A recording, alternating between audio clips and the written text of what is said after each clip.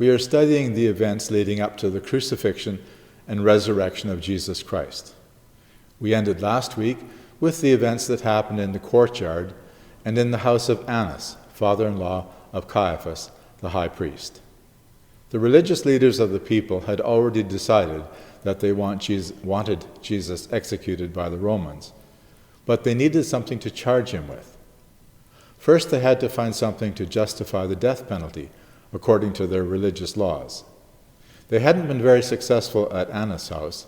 Jesus had responded by saying that his teaching had been done openly. He was not secretly teaching something contrary to what was written in the Old Testament. Last week we saw that after Annas' house, they took Jesus to Caiaphas' house.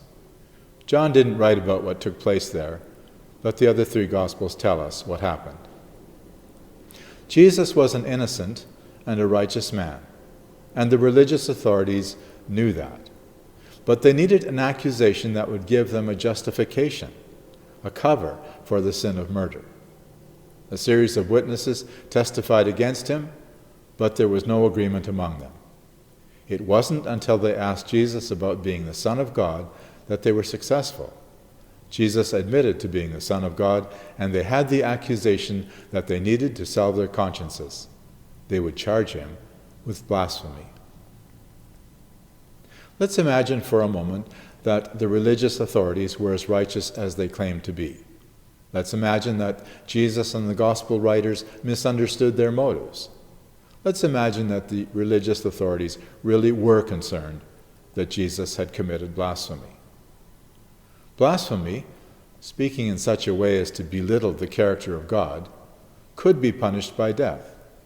To say that an ordinary human being was God would be blasphemy. So when Jesus called himself the Son of God, they accused him immediately of blasphemy and declared him worthy of the death penalty. Case closed. But I want you to notice that even if we imagine the best of intentions on the part of these religious leaders, this case against Jesus was based on an assumption. They had to assume that God could not take on human form.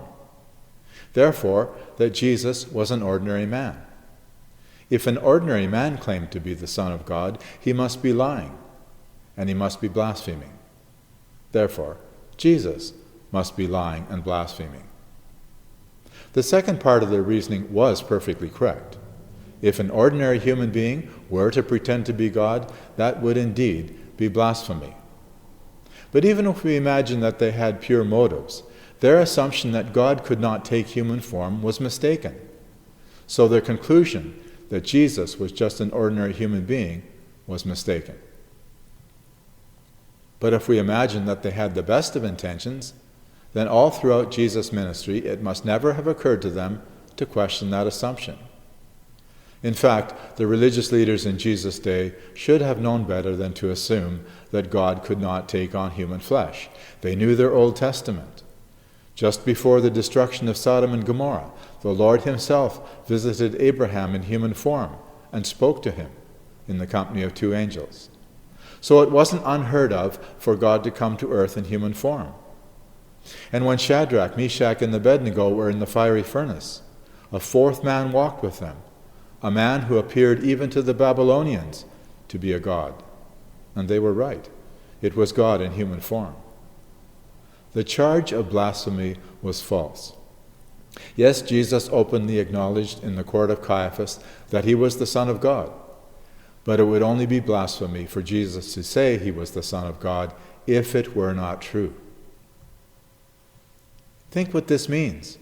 If it's true that Jesus is the Son of God, and it is, and if blasphemy is about undermining the character of God, then the real blasphemy is to deny that Jesus was and is the Son of God. Keep that in mind as we continue with the trial and crucifixion of Jesus. The religious leaders of the Jews, these men who had so much knowledge of the Old Testament scriptures, who knew that God planned to send his Messiah, they not only denied that Jesus was the Son of God, they condemned him to death. And that's what's at stake if you or I deny that Jesus is the Son of God. If we say that he was and is merely a man, that's blasphemy. I said that the charge of blasphemy would be valid if Jesus were lying. But everything about his teaching and his character declared him to be the embodiment of truth. Most of the religious leaders were so locked into their own interpretation of the Scriptures and their own ideas of righteousness that they refused to see Jesus for who he was. They didn't have the best of intentions. They refused to accept Jesus as their long-awaited Messiah. They refused to admit that he was indeed the Son of God. They didn't want Jesus to be the Messiah, so they refused to believe in Jesus.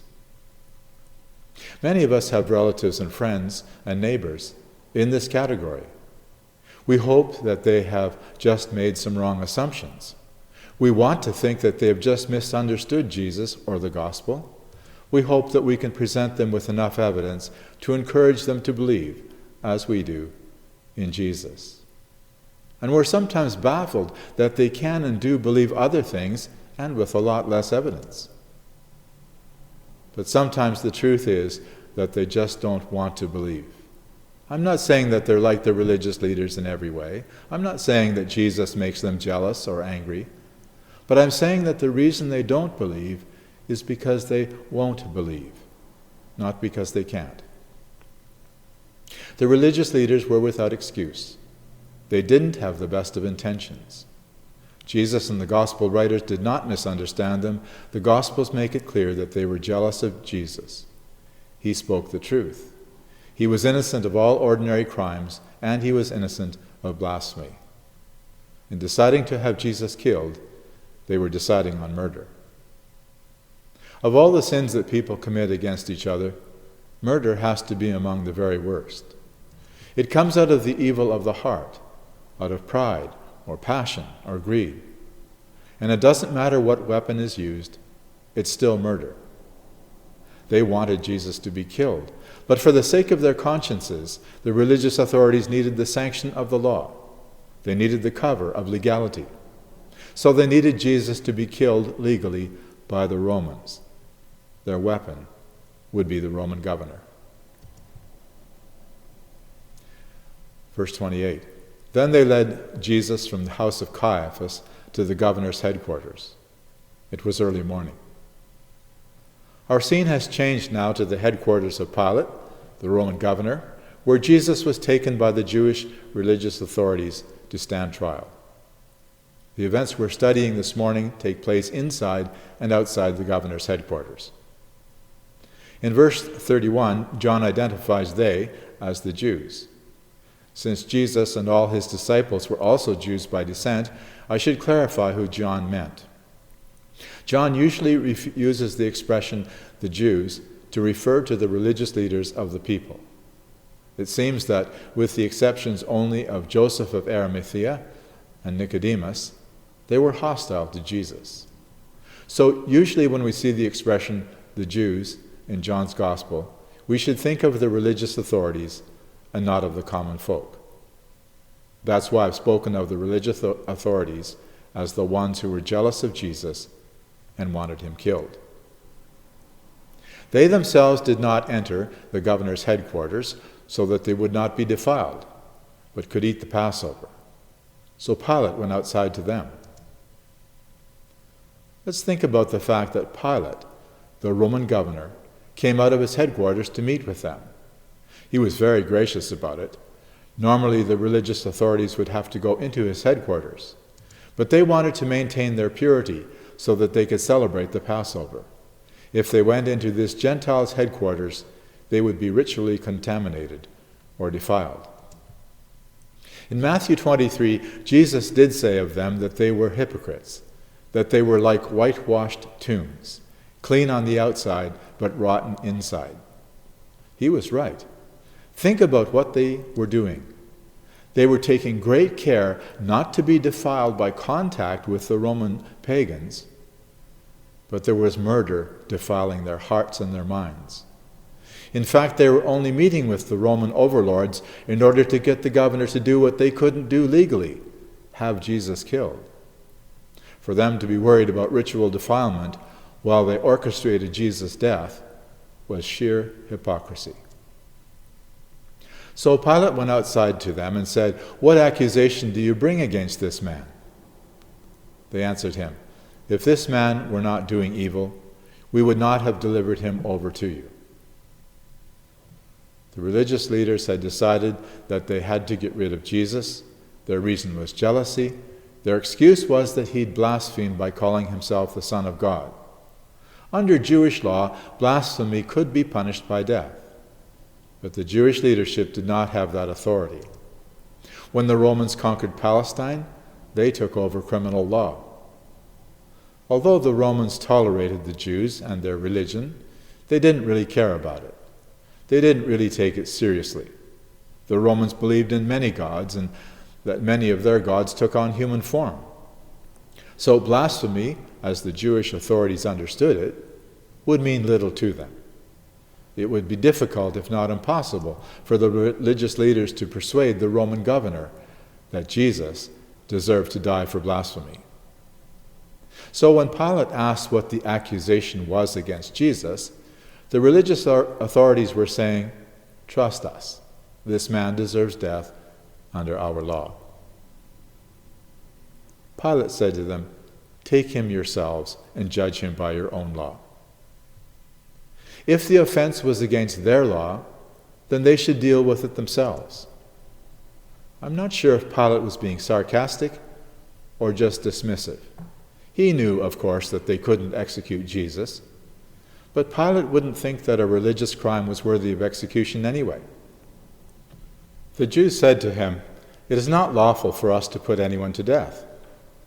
This was to fulfill the word that Jesus had spoken to show by what kind of death he was going to die. The religious leaders were unable to use their own laws to execute Jesus. Only the Roman authorities had the power of life and death, so they would have to use the Roman laws to have Jesus put to death. This is why they said that it was unlawful for them to execute Jesus.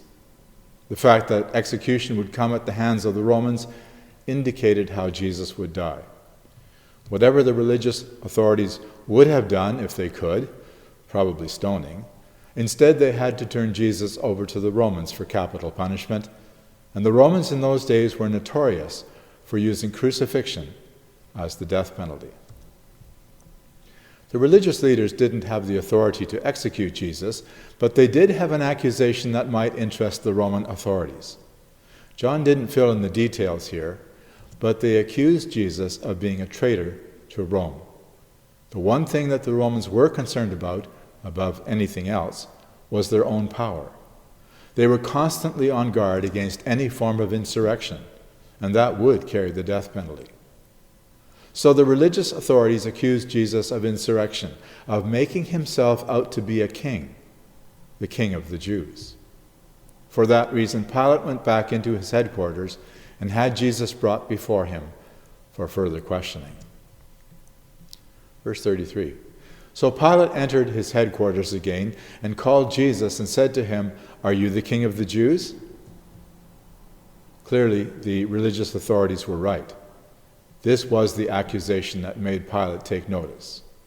If this charge would stick, the Romans would have to take over the punishment of Jesus. They would have to crucify him. Jesus answered, "Do you say this of your own accord, or did others say it to you about me?" Jesus' response was to ask Pilate where he got the idea from. Jesus knew, but he probably wanted Pilate to think this through.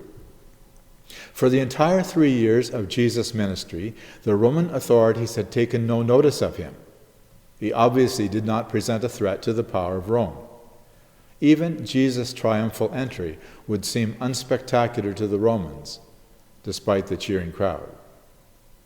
So if Pilate accepted the accusation of the religious authorities, that Jesus was plotting insurrection and calling himself the King of the Jews, then he was doing so on their say-so alone, and not because his own people had considered Jesus as a threat to Rome. Verse 35. Pilate answered, "Am I a Jew? Your own nation and the chief priests have delivered you over to me. What have you done?" I find it interesting that by asking Jesus what he had done, meaning what he had done wrong, Pilate actually used the reason given by the religious authorities. They had said that they wouldn't have brought Jesus to Pilate if he had done nothing wrong. Pilate's response to Jesus amounts to saying the same thing. You must be guilty of something. But this also proves that Pilate was not convinced by the religious authorities. He was trying to figure out what was behind their accusations. Their first accusation was that he had done something against their law. And when that didn't impress Pilate, they had accused him of something against Roman law. Verse 36. Jesus answered, "My kingdom is not of this world. If my kingdom were of this world, my servants would have been fighting, that I might not be delivered over to the Jews. But my kingdom is not from the world." Pilate had asked Jesus if he were the king of the Jews. Here, Jesus answered that question indirectly. He acknowledged that he was a king, while at the same time telling Pilate that his kingdom was no threat to the Roman Empire. "My kingdom," he said, "is not from the world." As proof of that fact, Jesus pointed out that his servants, meaning his disciples, had not fought against the soldiers who had come to capture him and deliver him to the religious authorities. Peter had used his sword and struck a blow for Jesus, but he was the exception. The other 10 had thought about fighting against the soldiers, but only Peter had actually tried, and Jesus had stopped him and then healed the wounded ear. I think the point Jesus was making to the Roman governor was that he was not leading a small militia, the beginnings of a group that would eventually take on the Romans. If Jesus had been leading the beginnings of an uprising, his disciples would have had the motivation and the discipline to fight back in the garden. They hadn't, because they were not a political or military threat. Verse 37. Then Pilate said to him, "So you are a king?" Jesus answered, "You say that I'm a king." In that time and culture, "you say that I am" was a way of agreeing. In modern English, we simply would say, "yes." And that's what Pilate understood. Notice that Pilate had heard the word kingdom clearly, but had somehow missed the point of not from the world. "For this purpose I was born, and for this purpose I have come into the world, to bear witness to the truth. Everyone who is of the truth listens to my voice." Pilate said to him, "What is truth?" Without denying that he was king, Jesus moved the conversation in another direction. Debating about the kind of kingdom that Jesus was king over was not going to get at the spiritual needs of Pilate. So Jesus moved the conversation into a discussion of truth. This is the foundation of our witness as believers to the world, that what we are saying and teaching is true. Other religions, as interesting or compelling as they might seem to be, are not true. The truth is found in Jesus Christ. Pilate was a pagan. He worshipped the gods he'd grown up with, and he did what seemed to be in his best interest. Jesus was challenging him to pay attention instead to what was true. So Jesus spoke to Pilate, telling this Gentile that his ministry was to tell the truth. Jesus did not tell Pilate that he'd also come to die as a sacrifice for sin. In my opinion, that would be like throwing pearls in front of pigs. Pilate did not understand sin and sacrifice as God's people understood it. The truth that Pilate needed to hear at this moment was that the God of Israel was the true God, that the Roman gods were false. He needed to understand that the man standing before him was God in the flesh, the truth himself. Pilate's answer seems very modern, very up-to-date. His answer was to question truth itself. What can we know for sure? After he'd said this, he went back outside to the Jews and told them, "I find no guilt in him." Jesus' conversation with the pagan Pilate had been somewhat philosophical. We know from the other Gospels that Pilate found Jesus troubling, though I doubt if he was close to believing in him. But Pilate could see clearly that Jesus posed no threat to Rome, despite the accusation of the Jewish religious authorities. So he went back outside to tell them that he found Jesus to be innocent, not guilty of the charge against him. At that point, the right thing to do would have to simply let Jesus go. Not guilty means not guilty. Verse 39. But you have a custom that I should release one man for you at Passover. So do you want me to release to you the King of the Jews? They cried out again, not this man, but Barabbas. Now Barabbas was a robber.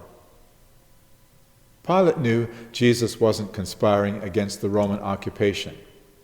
Although he wanted to release Jesus because he knew that Jesus was innocent, he knew it would upset the religious authorities if he set Jesus free.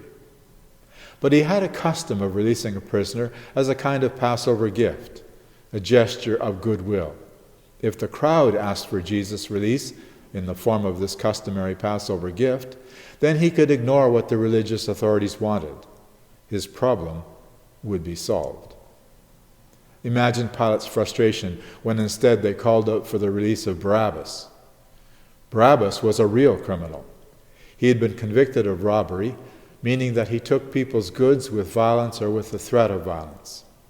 In the footnotes, it also uses the word insurrectionist about Barabbas. The religious leaders wanted Jesus killed, so they'd stirred up the crowd of onlookers. They were offered innocent Jesus, who was no threat to anyone, but they shouted for a violent robber to be spared instead. You and I are not likely to be in a similar situation. We won't likely have to make a decision about whether or not to join a crowd in shouting against Jesus. The temptation we face will likely be more subtle. It is often in our day-to-day lives that we have choices to make, to do what Jesus taught, or to go our own way. Will we choose Jesus or something else? Will we choose Jesus or someone else? If we choose someone or something else, we are in fact choosing against Jesus. I ask you again this week, what will you do with Jesus? Will you believe in him? Or will you reject him? What will you do with Jesus? Let us pray.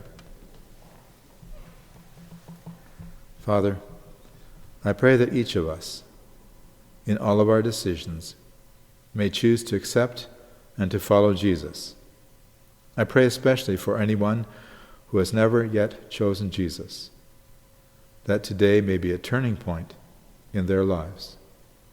I pray in his name. Amen.